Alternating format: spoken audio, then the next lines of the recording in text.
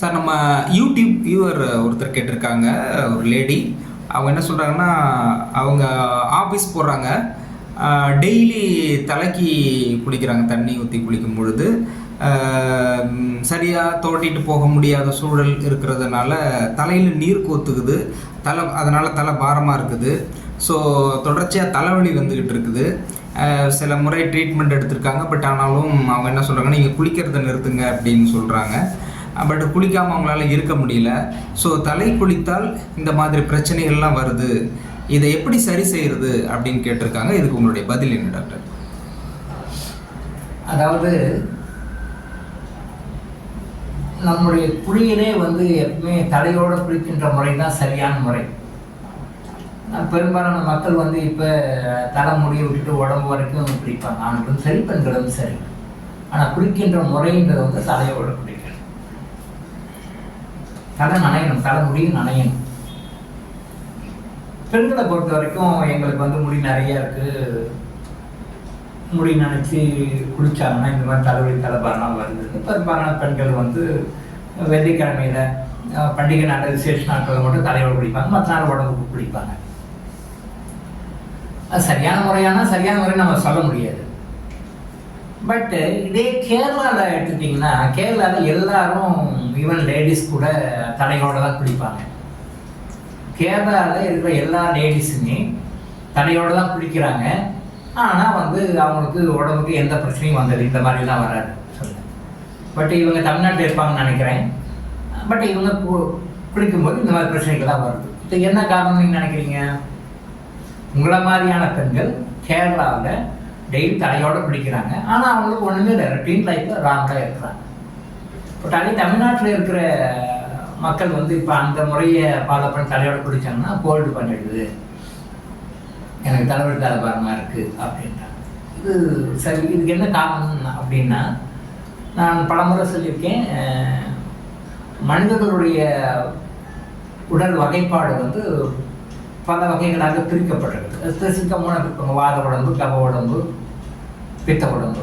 வாதம், பித்தம், கபம், இன்னும் அது சப்டிவிஷன்ஸ் நிறைய இருக்குது. இந்த வகையான உடம்புகளுக்குள்ள நம்ம வருவோம். மனிதனாக பிறந்தோம்னா இந்த கேட்டகரிஸில் தான் வருவோம். அதில் இந்த கபம் சார்ந்த உடம்பு உள்ளவர்களுக்கு இப்படி தலையோடு குடித்தாங்கன்னா அவங்களுக்கு இந்த மாதிரி சில பிரச்சனைகள் வரும். இப்போ என்ன பண்ணலாம் சார்? டாக்டர்ஸ் சொல்கிறாங்க, நீங்கள் தலையோடு குளிக்காதீங்க, விட்டுடுங்க அப்படின்னு சொல்லிட்டு அதை விட்டுறதா, இல்லை நான் தலையோட டெய்லி குளிக்கிறதா அப்படின்றதான் கேள்வி. இப்போ என்ன பண்ணணும்னா, தலையோடு குளிக்க வேண்டாம், நீங்கள் வெறும் உடம்பு மட்டும் குளிப்பேன்னு சாதாரண எல்லா மக்களும் சொல்லுவாங்க.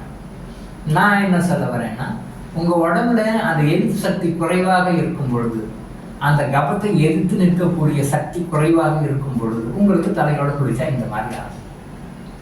அப்போ நீங்கள் என்ன பண்ணணும்? சில உணவு முறைகளில் மாற்றங்களையும் சில வகை உணவுகளையும் கொஞ்சம் ரெகுலராக ரொட்டீனாக லைஃப்பில் நீங்கள் எடுத்துகிட்டு வந்தீங்கன்னா, சில மருந்துகள், மூலிகை மருந்துகள் இருக்குது. அந்த மருந்துகளை கொஞ்ச நாளைக்கு ஒரு 6 மாதத்துக்கு மாதிரி எடுத்துகிட்டு உடம்புல ஸ்ட்ரென்த் கொண்டுட்டிங்கன்னா, எதிர்ப்பு சக்தி கொண்டுட்டிங்கன்னா, அதுக்கு பிறகு நீங்கள் தலையோடு குளித்தாலும் ஒன்றும் பண்ணாது. அந்த மாதிரி பண்ணிக்கலாம். ஸோ தலையோட குளித்தா தலைபாரம் வருது அப்படின்ற மாதிரி நீங்கள் சொல்கிறீங்க. அப்போ நீங்கள் குளிக்க வேண்டான்றது சரியான கருத்து இல்லை. குளிங்க. அப்போ உங்கள் உடம்புல இருக்கிற நோய் சக்தி குறைவாக இருக்குதுன்னு அர்த்தம்.